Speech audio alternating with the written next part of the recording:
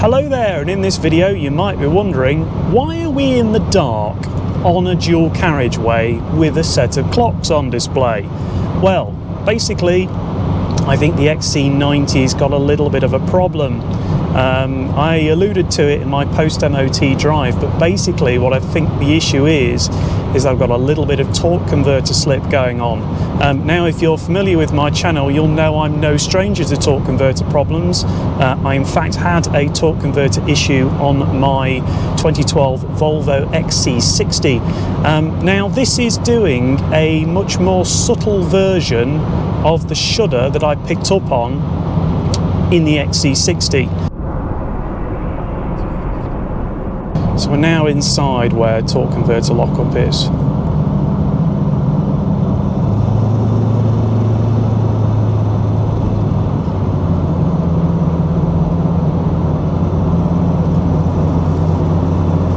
It's locking up absolutely fine. I think we might have to call trying to capture this tonight a bust, which is a little frustrating, because every time I've driven it at motorway speeds I've had problems with torque converter shudder. And tonight, this is right as rain. And it was right as rain the very first time I drove it. So I don't really understand. The only thing I can think of is that the gearbox fluid must just be just on the edge of being in acceptable condition, basically. So I'm holding my throttle absolutely steady, keeping it at 60, and we'll see what the revs do. Let's see if they fluctuate or not. Especially as we've got a little bit of a gradient coming up. There we go, the lifting. There we go, we've got my judder. There we go, the lifting. There we go, we've got my judder. So that was an even throttle input, and it shuddered because it started to slip. So I've perhaps managed to capture one instance of it so far. Oh, got a good judder then. Rolling off, because it's a big old beast, so we're down to 50. I'm just going to get on the, holding it on the power to help keep the weight even, coming through here. And then I'm going to accelerate, getting quite a bit of slip. Big judder, big judder, big judder, big judder, big judder, big judder, big judder, big judder, and now it's locked up. That's probably the best example yet. So yeah, I did it quite strongly through that banked section. Funnily enough, I think that's when I first realised, it was actually, I've just remembered now, it was coming that way through there after a run that I finally went to myself, yes, it's probably gone. So that's probably not a bad section to put this car through after I've done all the changes to see whether or not it's sorted it out. This flounders a little bit at roundabouts, which can be a little bit scary. I don't know if the turbo needs looking at. Right, I'm going to give it some beanie beanies. We'll see what it does.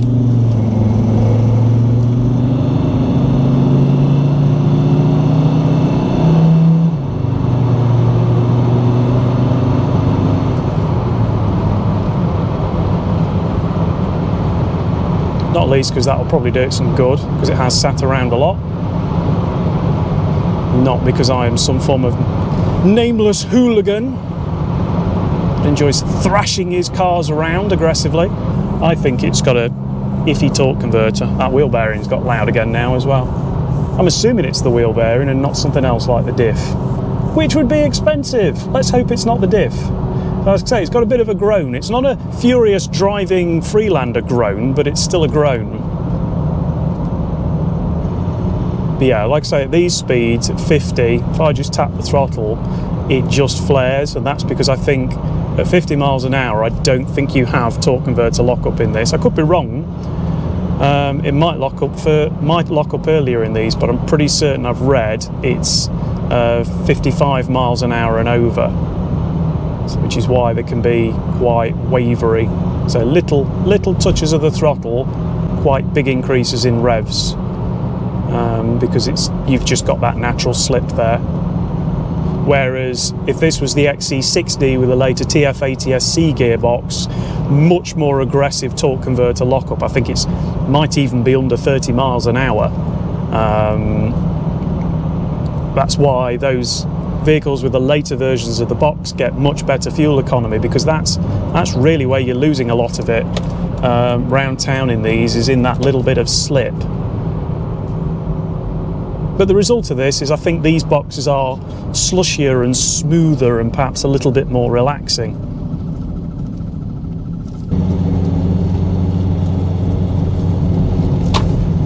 Hey, oh, my glove box is just randomly opened.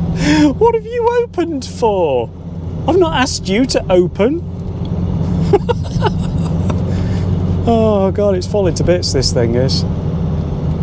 Yeah, along here in the XC60, when I had the bad torque converter, it would shudder along here because it was locking up at 40. And like I say, in this, there's no such lock at these speeds.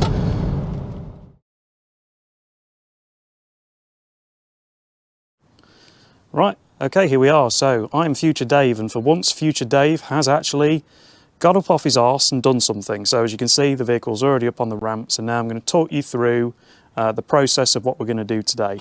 And put simply, all I'm going to do is a number of drain and refills on the gearbox in situ on the driveway.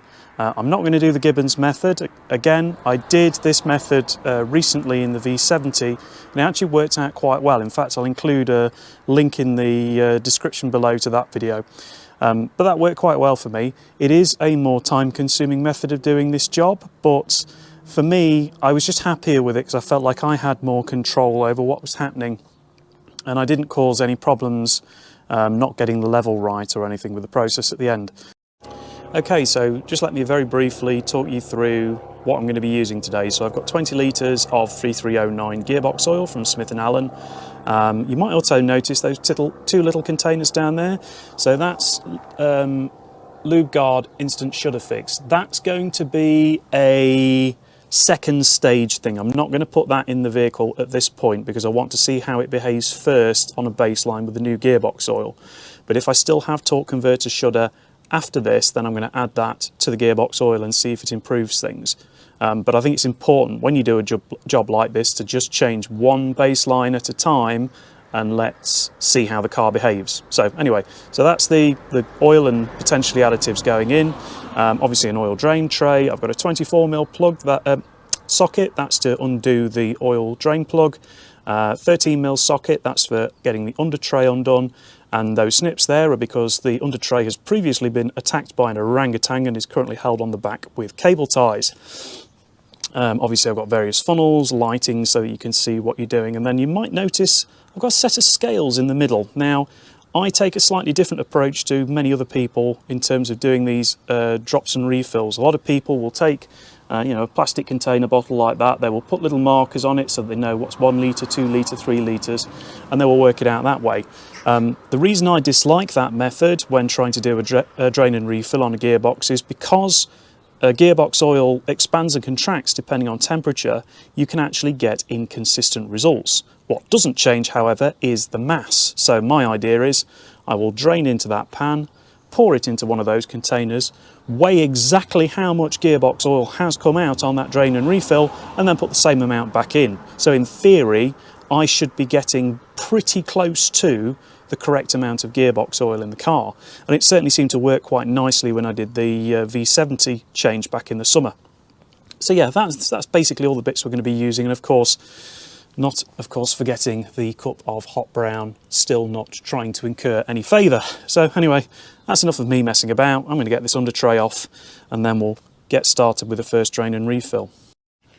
So just in case you're wondering where the transmission dipstick on this is, it's just that little yellow cap thing there. It's a lot easier to get to on this than it is on the V70. So it's actually been driven recently. You can see it's over hot on there.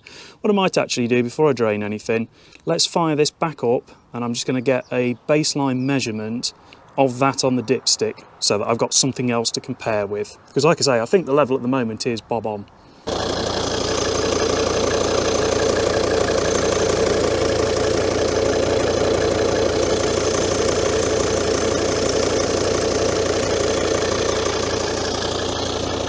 Okay, so it's quite dark, as you can probably see there, and it's about midway at the moment between hot and cold, which is probably about right because it has been parked up for a while since I got home.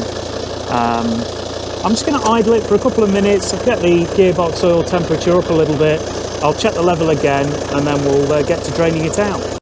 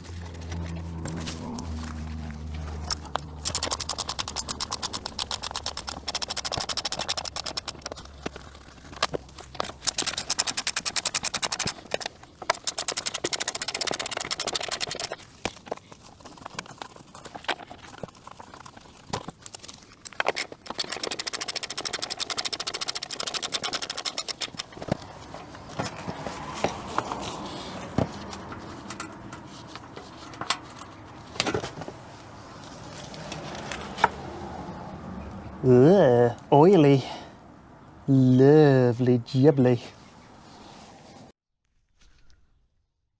So this is actually my first look underneath here, or rather without the under tray on since having the car. It does look fairly oily in a few places, as you might expect. Looks like somebody's bunged some silicone or something onto the yeah, that's probably a crush washer that's been reused about 12,000 times on there, so I have a new crush washer for the sump plug, so I will renew that. I'm hoping, by the way, to get away. Where is the drain plug? That's the drain plug there. That's interesting, that looks like that has been off. There's some marks on that which would suggest it might have been serviced at some point. But yeah, I mean, this isn't, believe it or not, this is not hideously oily for one of these. I was expecting far worse. One problem you can have with these is there's a core plug that fails, and then they can drop absolutely huge amounts of oil everywhere. But this isn't as bad as I thought it would be. What I probably will do once I've serviced the gearbox is I'll give this all a really good clean up, just so that we can see where we are with things. But yeah, not too terrible. Yeah, I can see why I have some shudder. That engine mount definitely needs to be replaced. Speaking of engine mounts that need to be replaced, that's the other one I've got to do. I've just come under here, this side, just to have a quick look at what the access is like, because that job's going to be fun when it comes to it. That's something I could really do with access to a ramp too, if I'm honest.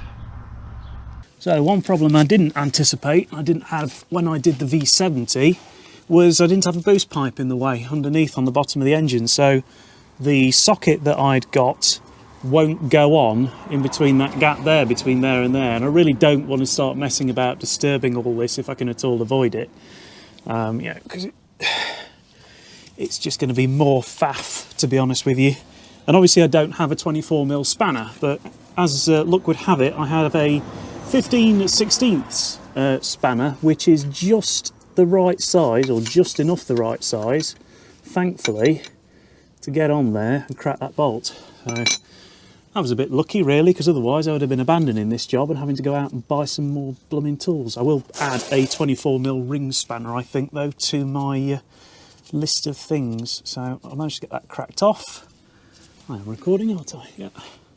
And we'll get this drained out. I'm not going to record every last drain and refill. I'm just going to show you this process once so you get a rough idea of what I'm doing, and then there'll be a few little clips of where we are. Let's see how much of this goes everywhere. There's a bit coming out. It smells horrible. Yeah, there we go.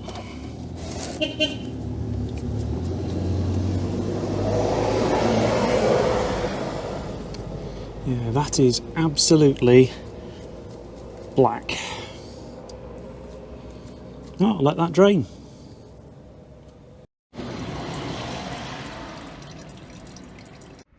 There we go, go. So we've got the last few drips coming out of that now, and you can see how dark that gearbox oil is.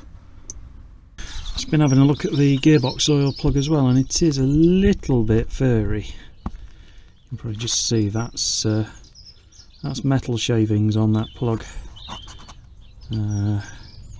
I don't know how much of that is normal. I mean, it is 100 and I've got to think, if it's 176,000 miles and the gearbox oil's never been changed, then I suppose if that's all that's on the plug, hopefully that means it's not too bad.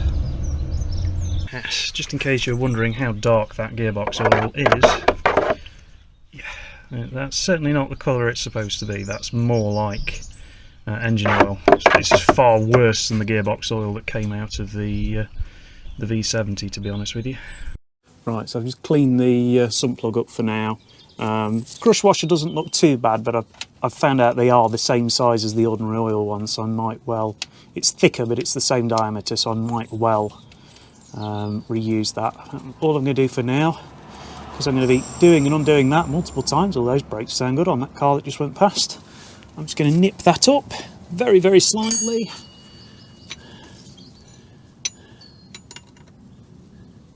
So that hopefully when I put more oil in, it doesn't spew everywhere. There we go. Just a little bit of a nip. Like I say, it's going to be undone and done up multiple times over the next couple of hours, so there's no point going crazy tight with it. And we will get to the next stage. Okay, so I'm all set up now. I've got my oil over there, and I'm going to pour it into this container, and then we'll get a measurement in grams so I know how much to put back in for my first drop and refill.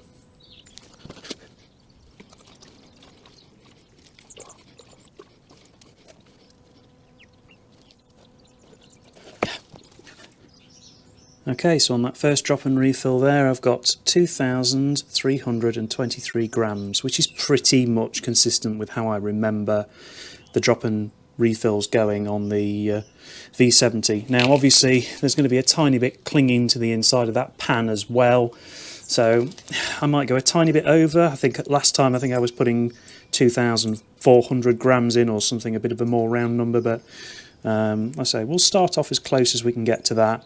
I'm going to get a new container now with a fresh amount of oil, and then we'll pour that in. Right, now here's the part I hate, because this container's too big to pour, so I wind up using this little syringe thing and then filling up slowly. It is, to be honest with you, a colossal pain doing it this way, but like I say, really I should have bought an electric pump.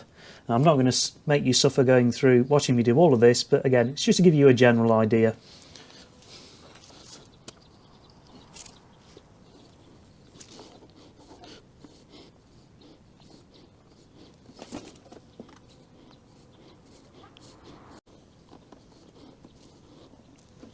Okay, so that's us down to 1,000 grams. Okay, 2,000, 2,100.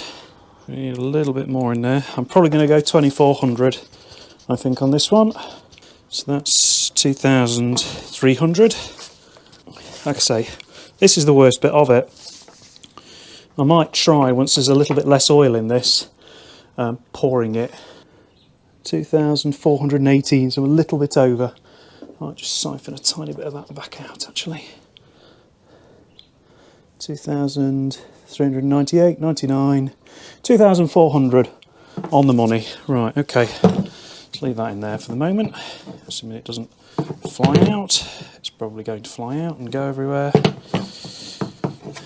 So this is by far and away the worst part of it. Right, let's leave that in there for the moment. I think it'll be alright. Right, okay, so now I've got this, let's go and pour it in the car. Right, so as it turns out, this is more difficult to fill than the V70, because that is in a really, really annoying place, as are all the high pressure power steering lines. So let's see how much I managed to get this in without spilling it everywhere, which I think might be, yeah, this is going to be a challenge, to be honest with you. I think getting this to land and go in the gearbox.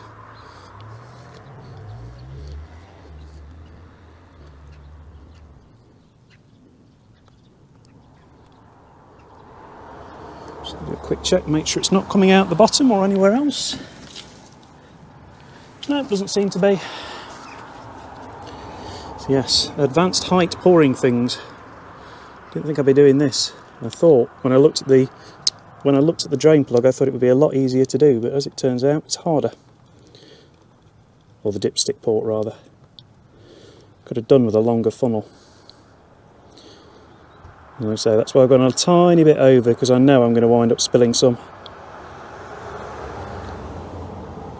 Yeah, that high pressure power steering line's really in the way, as is the boost pipe, as is the wiring loom. It's all just completely in the way. I might try repositioning this after this fill, but I don't seem to be spilling any, so...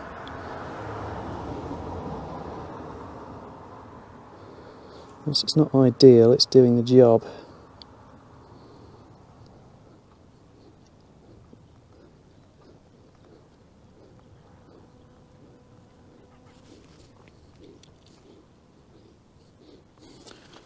I'll let the last bits of that drain down, make sure nothing is coming out the bottom, which it doesn't seem to be.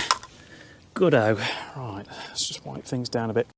Okay, so I've just had a little bit of a rejig there, and I think I've got a slightly better filling angle now. Like I say, it's navigating that round this great big intake here. I mean, I suppose I could have pulled this cold air intake off, that would have perhaps made my life easier. But it's in now, I think. The main thing is it's pressed nice and home into the filling point down there. Every time I do this, it's a good job that this funnel's got a filtering, because I keep knocking bits of crap in there as well. Yeah, that should make pouring the next few fills a bit simpler, hopefully. Right, now basically all I'm going to do is I'm going to fire the car up, run it for a couple of minutes, put it in park, reverse, neutral and drive a few times, get that to circulate the oil around the gearbox, and then drop the sump again and repeat that process multiple times until the colour of the gearbox oil that's coming out looks a bit better.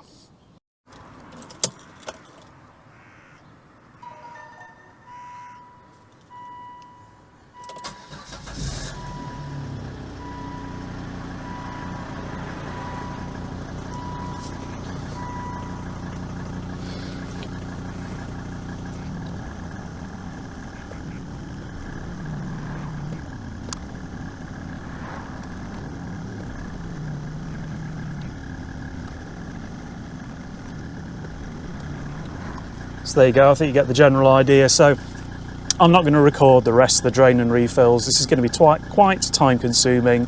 What I'll do is I'll include one or two clips on my mobile of each stage and what the colour looks like. But like I say, I really just want to crack on with this, and I've already filmed the process in some detail, and I'm sure by this stage you get the general idea. So I will catch up with you across a few clips, and then later on, once we've got it all flushed out. You can see it's still pretty dark on drop number 2.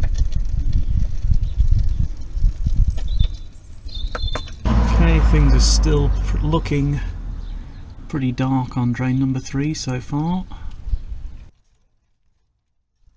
Okay, so this is drop number 4, and we're just starting to get a slightly redder colour, if I can get the damn thing to focus, coming through. So it's starting to improve now. That's drop number 4. Still pretty dark, but getting better. Okay, so that's drop number 5. Like I say, I think things are starting to look marginally more red, but still not brilliantly. So, I don't know actually. No, there is more of a red colour there. If I could get it to actually focus on it. Focus. There we go. Yeah, so it is coming out a slightly more red colour. So that's promising. Alright, so that's drop number 6. It's definitely starting to look more red now. So camera focusing issues aside. So yeah, I might do one more today, I think, because I'm running out of time and it is starting to get a bit cold. Just doing a spanner check again. So this is drain number 6, I think it is. Like I say, it's not coming out cherry red, but it's definitely coming out cleaner. So that's something at least. Right, okay, this is drop and refill number 7, which is probably going to be the last one, I think, if I'm honest with you. Hopefully you can see. Unfortunately I'm a bit low on battery on this phone, so running out of charge. But that's coming out reasonably red now. It's still got a bit of a brown tinge to it, but I think, to be honest with you, I'm probably at this stage at a point of decreasing returns, and I've only got so much fluid left, and I want to keep a bit over for topping up. So I think we'll probably go with this and see how things look. Okay, so I have just finished under here, and I've put a new crush washer on and just given everything a bit of a clean up. And now I'm going to give it its final top up, and then we'll go for a test drive and see whether or not I've ruined it. Right, okay, so we have done 7 drops and refills. I've just idled it up just to make sure I'm happy with everything, to check if there's any leaks. I've not spotted any. Just have another quick look underneath. No, that looks good. Doesn't look like we've got any leaks coming through there, so I'm happy enough. What I'm going to do, I'm not going to bother putting the under tray back on at this stage, because I'm probably going to do a service on it very soon, and all the engine mounts. And I want to keep an eye on that, because I've put a new crush washer on that and make sure it doesn't leak. So I'm going to get everything together, throw the camera in the car, we'll go out together, and we'll find out A, whether or not I have made it worse, because there's always a possibility, and also whether or not just doing the fluid change has helped with the torque converter shudder or not. I say I'm reasonably confident. I've checked the levels, I've checked everything else. I've followed very much the same sort of process as I did with the V70, and I think I'm pretty close to where I need to be. So fingers crossed, and like I say, I'm just going to get sorted and then we'll go out and see how it behaves.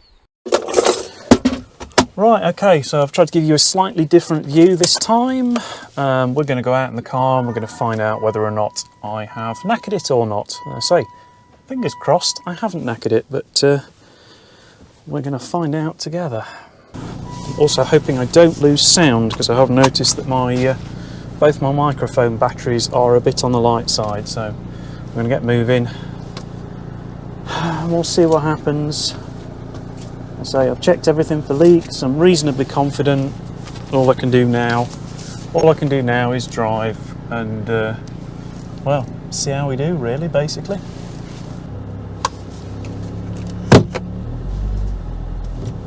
Let's come off the ramps. So that's something. I have drive. Let's see how we do.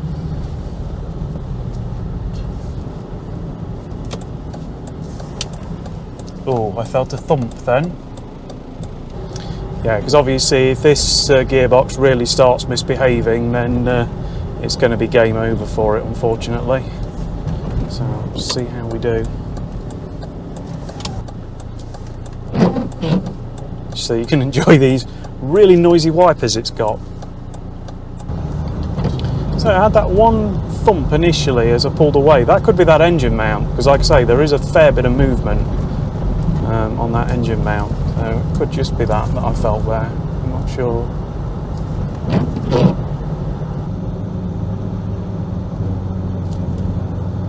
Alright, let's see how it copes joining the A38.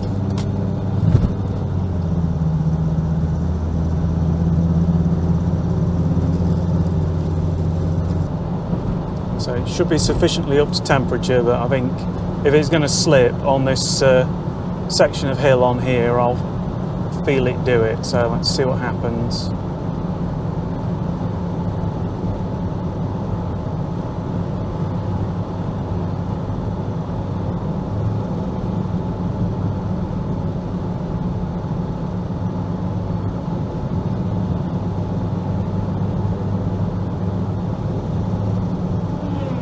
Still getting the slip.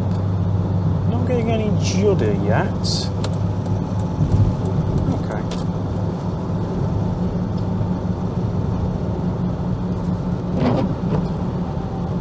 So I don't know if that little bit of slip is normal or not. I really don't know. Roll off. Roll on. Roll off.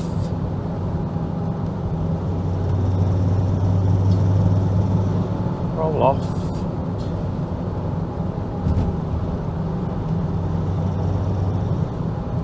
It doesn't seem to be slipping or juddering at the moment. I think what I will probably do for the torque converter evaluation is take it out for a late night drive, to be honest with you, and see whether or not I pick up any misbehaviour. This is really at this stage now just to try and make sure that I've not, you know, made it undrivable with what I've done. Well, I've certainly not had any flaring yet, so that's promising.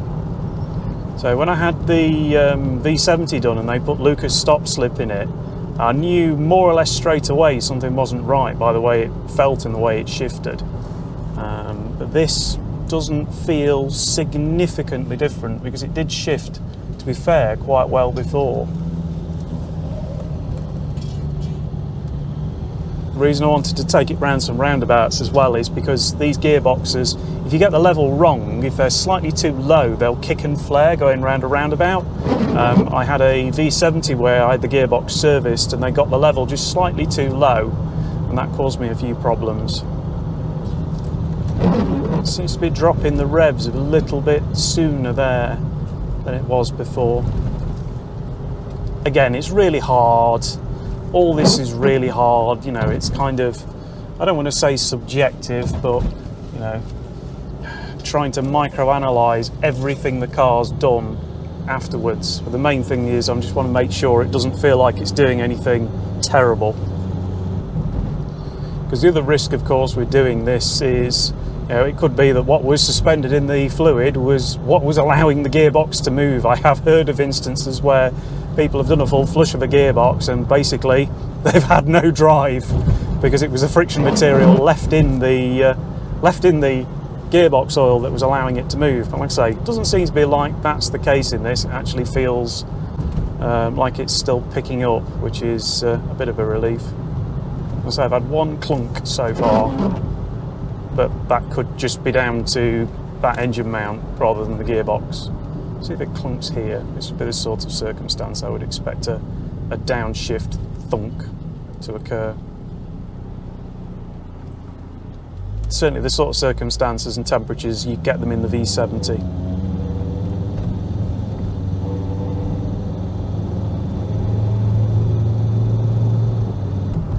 Let's see how well it does up here. Again, this is a sort of good test for everything.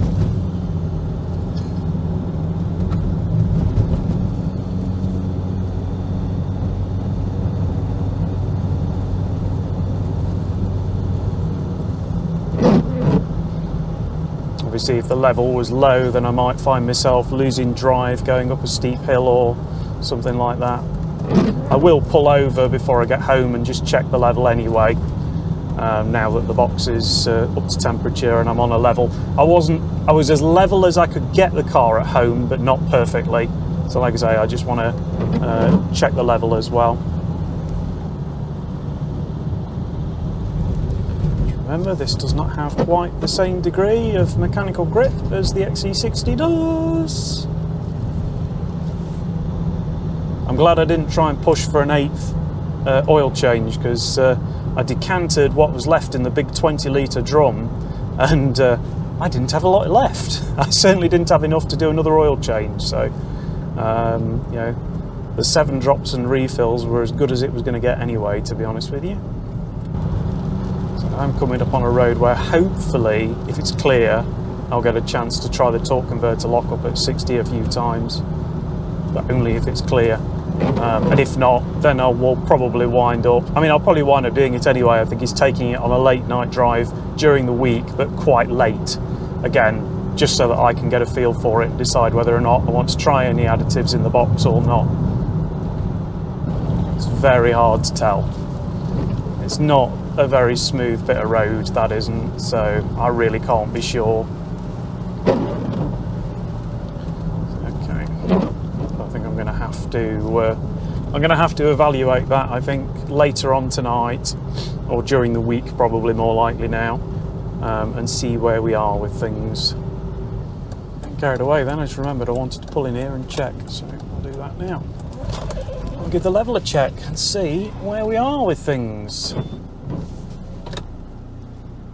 Okay, so it's probably not going to be the easiest thing for you to see there, but it is bang on max hot, so that's what I wanted to see.